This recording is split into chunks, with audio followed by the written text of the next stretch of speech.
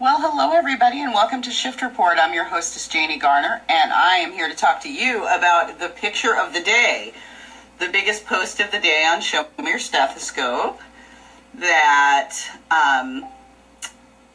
detailed some really nasty comments made by an anesthesiologist in Florida. And I'm going to invite who is a nurse practitioner and a PhD candidate to discuss with us what happened with this guy. And I would like to point out that Story just joined the live cast, and today is Jen Story's birthday.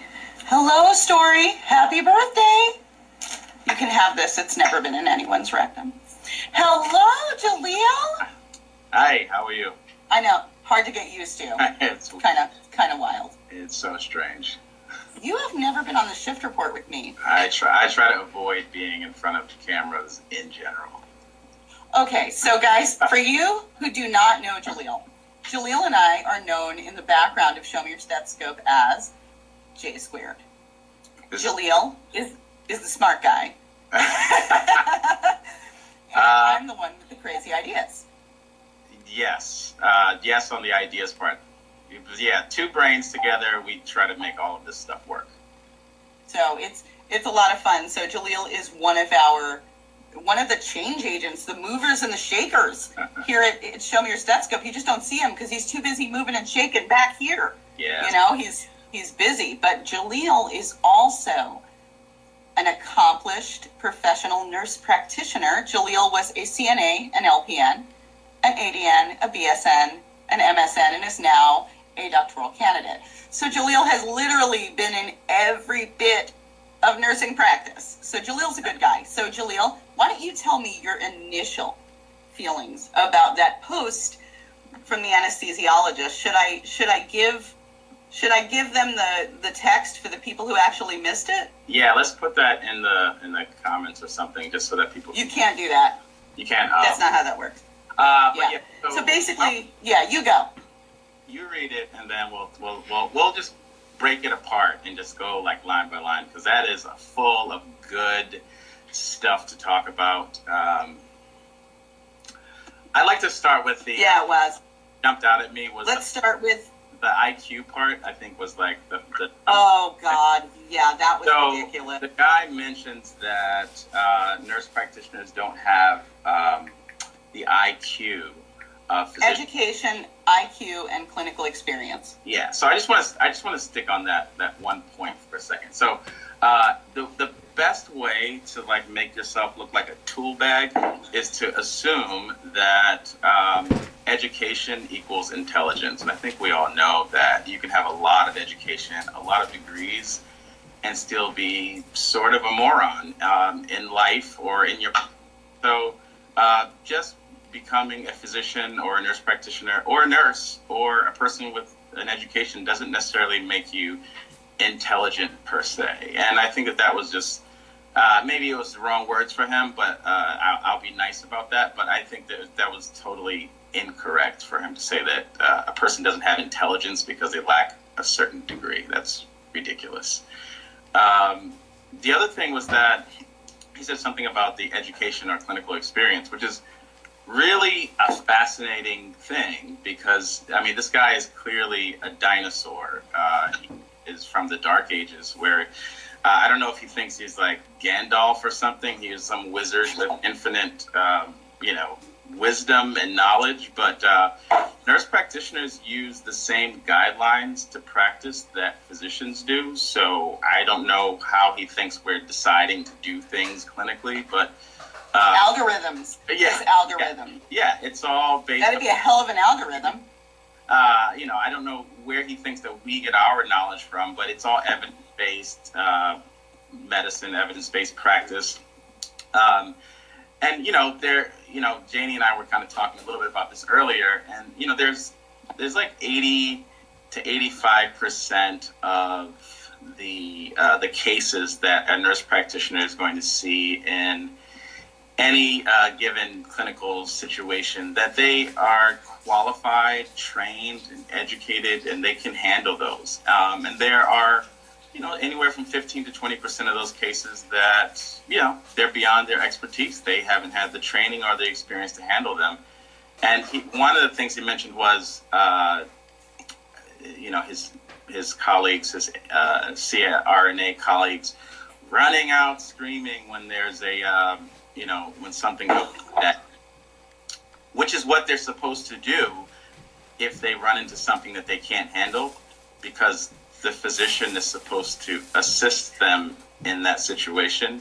So I'm not really sure if he's caught up on like reality or the world as it works these days, but that's what's supposed to happen, which is strange. Yeah.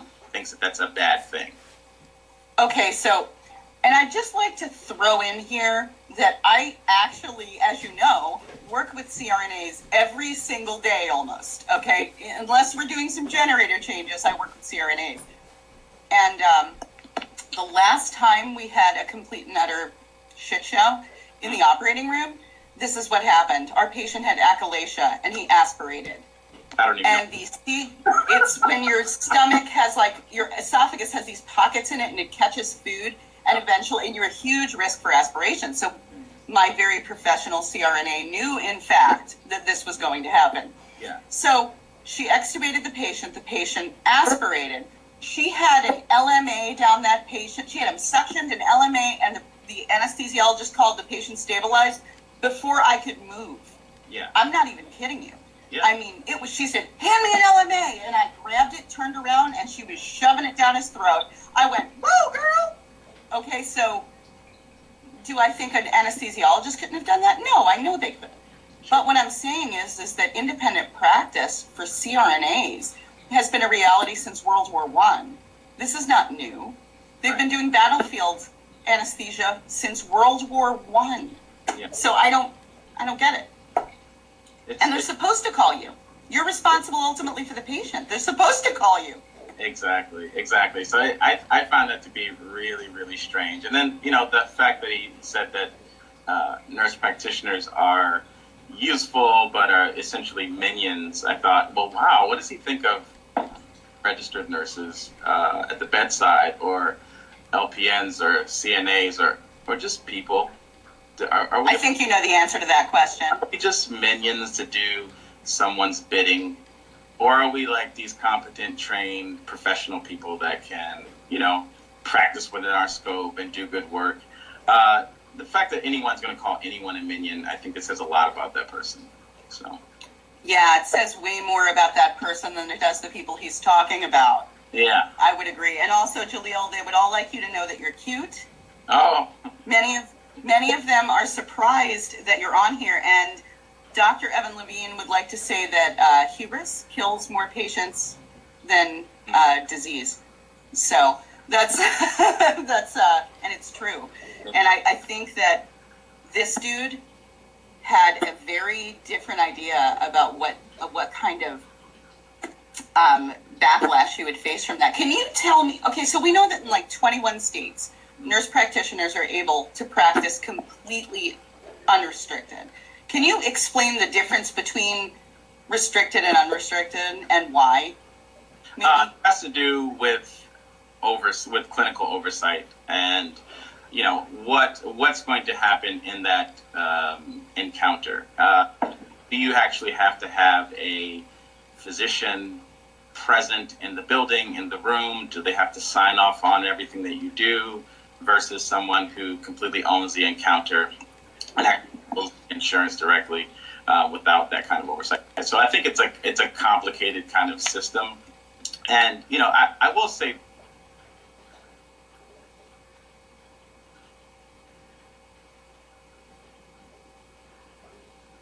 this, and I thought this was important. So, there are a million or so physicians in this country. There are only about 230,000 NPs in the United States, and there are there are 3 million registered nurses, more or less, and about 800,000 LPNs. So, by and large, nurses don't give a crap about expanding practice, independent practice. We don't really care because most of us are at the bedside. And we don't have to deal with this. There is an organization, the American Nurses Association, and others that are interested in this kind of, back and forth and expanding practice. I think that, a lot of times we get misunderstood because people see that sort of trending in papers and people are talking about it, and it's a very academic conversation.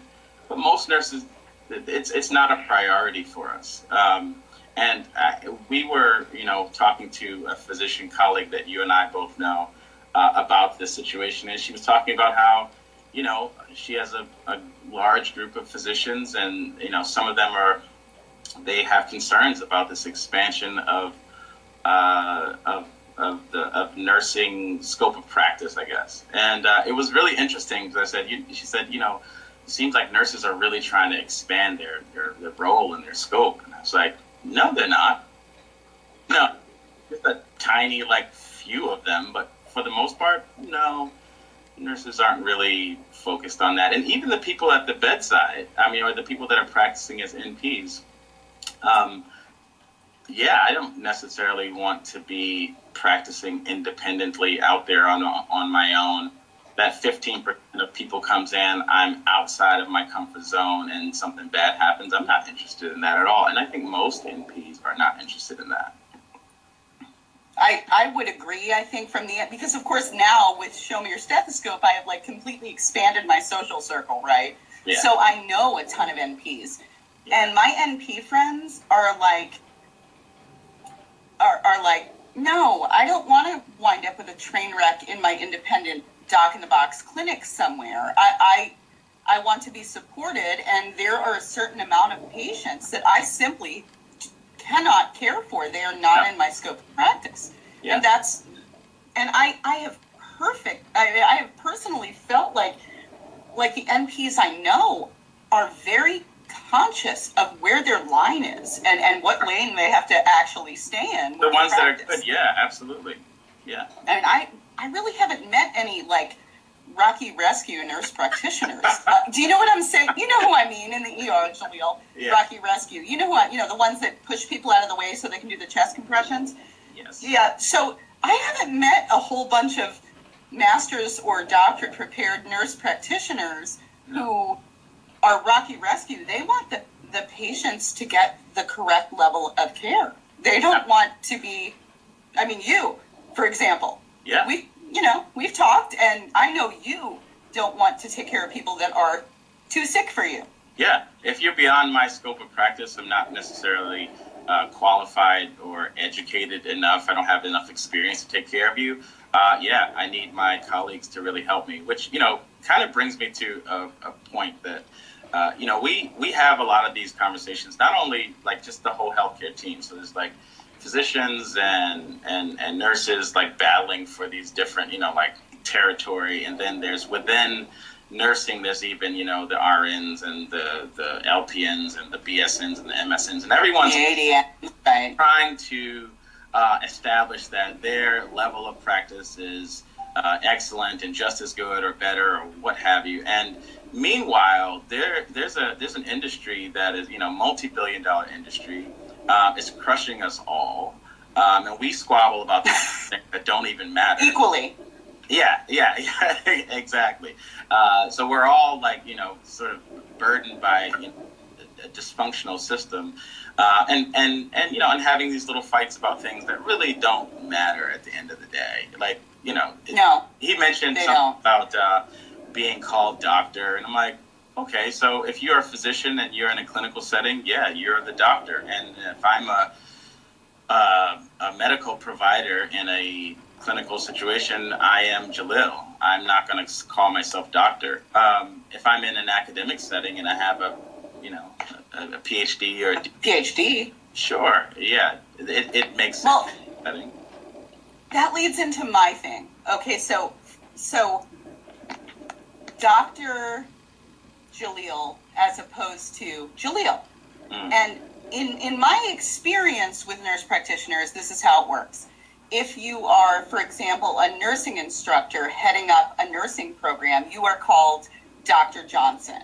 Sure. If you had a PhD. But if you are a nurse practitioner working in a clinic or working in your own independent practice or on the floor, you're Jalil or, Mr. Johnson if we're being formal.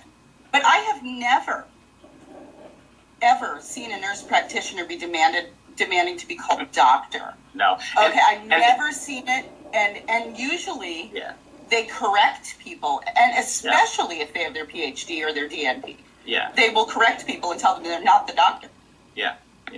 I mean, and it's a slippery slope, and it's really strange because a lot of times patients are interested in feeling better. They want someone to help them.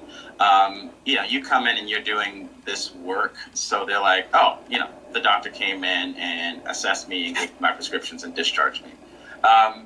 Sure. And you could correct them and say, actually, I am a physician assistant, or I'm a nurse practitioner, or a CRNA, what have you. And that would be appropriate. But at the end of the day, the patients, they just want to be taken care of. And while we squabble about who's called doctor and who isn't, that's, at the end of the day, it's really about the patients.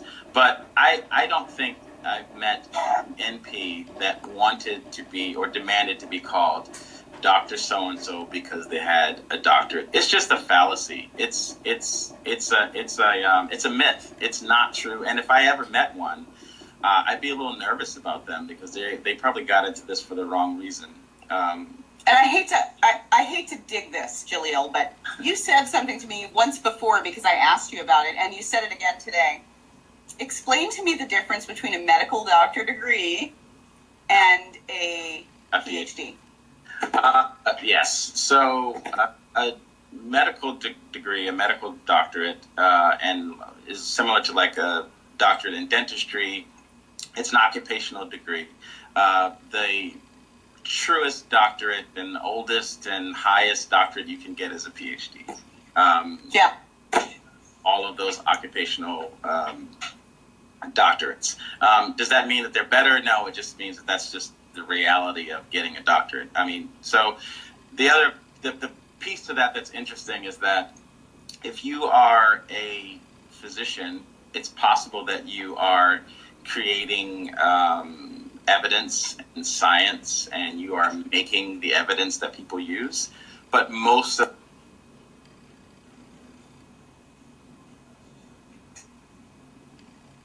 Jalil just froze up for me.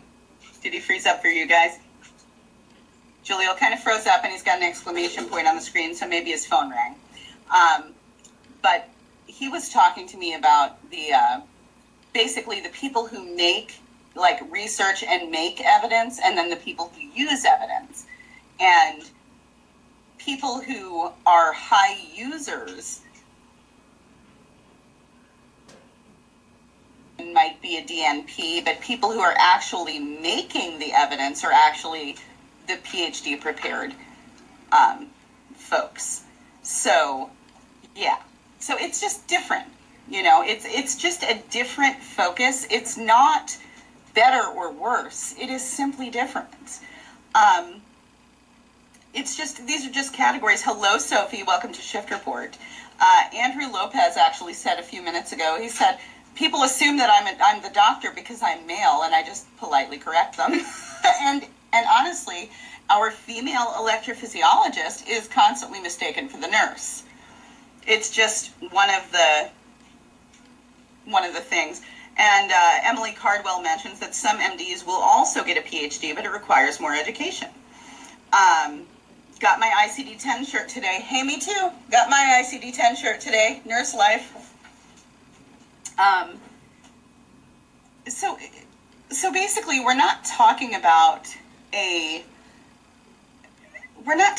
like cowboy CRNAs and nurse practitioners trying to not practice in their scope. We're actually talking about people who are practicing within their scope, and this physician being upset about it. When Laura Gasparis von Frolio got her doctorate, her hospital tried to prohibit her from calling herself being referred to as doctor to prevent confusion. Well, I'm gonna tell you, I think that if she wanted to be called doctor or whatever, that's her own business. You know what I'm saying? But I personally, I think it's easier on on the patients in a hospital setting if we use doctor for the physician, just simply because that's what they're used to. But having said that, I don't have my doctorate. So I might feel differently about it if I did. So I don't want to poo-poo that in any way, because I'm really not. So part of what this guy said was, you can be competent nurse practitioners, but you are still not physicians. You are subordinates. If you are so proud of being NPs, why do you allow patients to call you doctor and not correct them? You think it's cute to be Dr. Susie or Dr. Brian. And I really feel like this guy was super off the mark. I just feel like he was very off the mark. Like, that was not how we acted. That was not what we did. I don't know. I was just very confused by his actions, I guess. I'm trying to find Jalil, but I can't, and it won't let me because I won't get comments on my phone. So sorry about that, Jalil. Unless all of a sudden my phone starts picking up comments again, which I have no idea why it's not. But unless it starts, there you are. I can invite you to the broadcast from there. Okay, I can bring Jalil back. Jalil, part two. Something. All right, I'm trying to bring him back. So, NPMD, PHSD. That's kind of cute. I think that, when we talk about how these different groups are trying to like pull the wool over your eyes and not letting you see the bigger picture and what's actually happening. That's what I think about when I think about this whole infighting thing. You know how you see a doc say something like this and we all go, ah, and we get the torches and the pitchforks. But on a regular day, hello, Lauren, on a regular day, no answer from the live video guest. Jalil is ignoring me. It hurts. Inside. It does. I'm going to try and invite him to the broadcast again. Okay, so do you see that maybe if we all felt this way about each other all the time, instead of, sorry, Jalil, I'm just finishing a thought. If we all acted this way and felt this way about each other and were protective of each other all the time and a nation of nurses and unified, then we would have a lot less trouble if we would just bring that unity to all the time.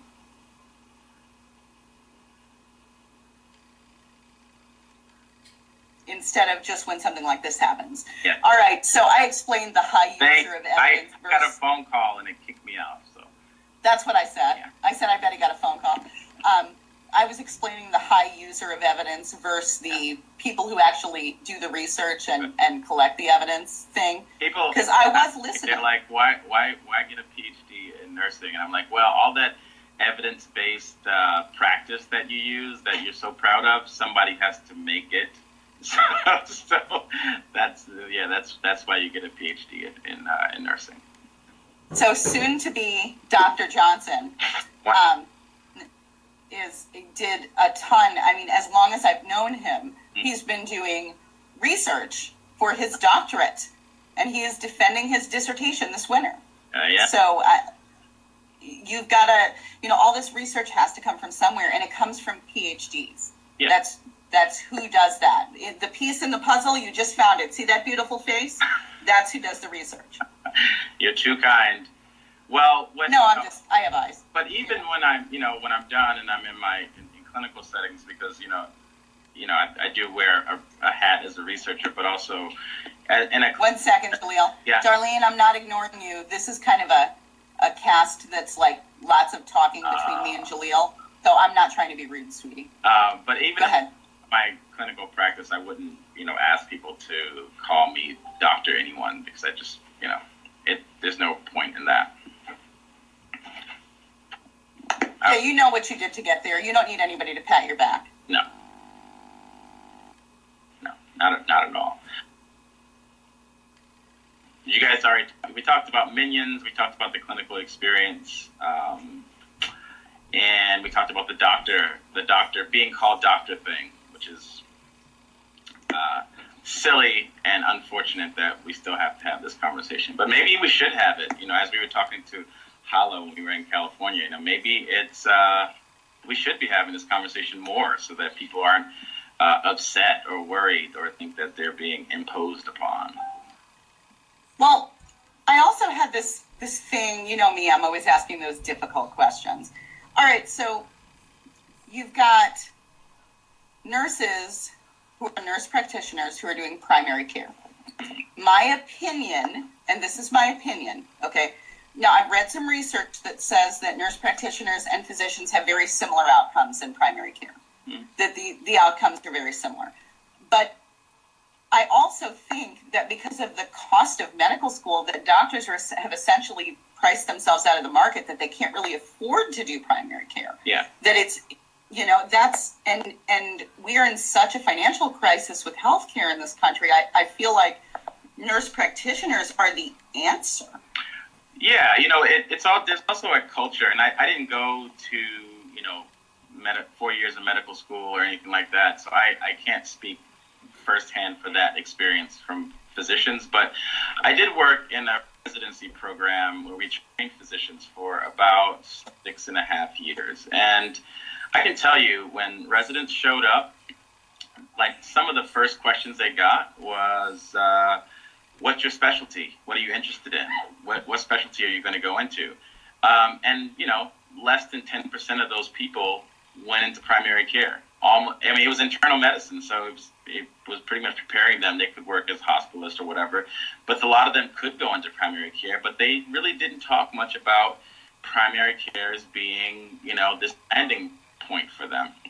So, some of that is just the culture in healthcare is saying, it's going to cost you, hundreds of thousands of dollars to get this education. And, you might as well become a specialist so you can receive benefits and be able to pay for that education. And meanwhile, the clinics in rural places in America and in urban places in America, places where people aren't, there's not a lot of people working there, they can hire a nurse practitioner and they can get a lot of that work done. So it just makes sense. And, the physicians and the American Medical Association, they have a chance to really just turn that around and try to get more physicians into primary care. And that's their problem to figure out. It doesn't look that way, just the culture in itself. It seems like people are really being pushed more into specialty. Into specialties, as specializing and subspecialties. Yeah. And really, as far as the outcomes go, the reason why the outcomes are the same is because, like I said earlier, with the doctor who, was bestowed with infinite wisdom from Gandalf the wizard, the reason why I love it when you geek out on me. It's awesome. Go ahead. The reason why the outcomes are essentially the same is because you're using the same guidelines.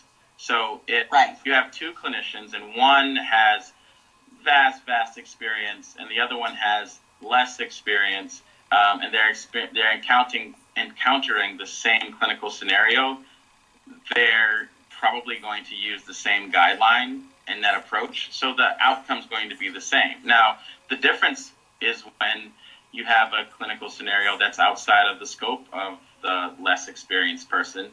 And in that case, you are going to need the more experienced person to make that choice, make those clinical. But the less experienced person should know that if it's out of their scope. One of my mentors said, common things occur commonly, and if it walks like a duck and quacks like a duck, it's probably a duck. So most of the time, when a middle-aged man comes into your clinic and he has really high blood pressure, you're going to treat him the same way as you would treat any other middle-aged man after you do your workup. Now, there are a few times in which someone has like a pheochromocytoma or something that's just really rare, right? Crazy out there. But those are rare cases, and they take a little bit more expertise. And I think it's really interesting that, this idea that someone who's been trained and has expertise and has experience is somehow pulling from a different knowledge base than a physician would. Whoever made up the hypertension guidelines, all of the people that manage hypertension use the same ones. So this guy, I don't know what his deal was, but I think he's probably mad because he's managing a bunch of nurse anesthetists, and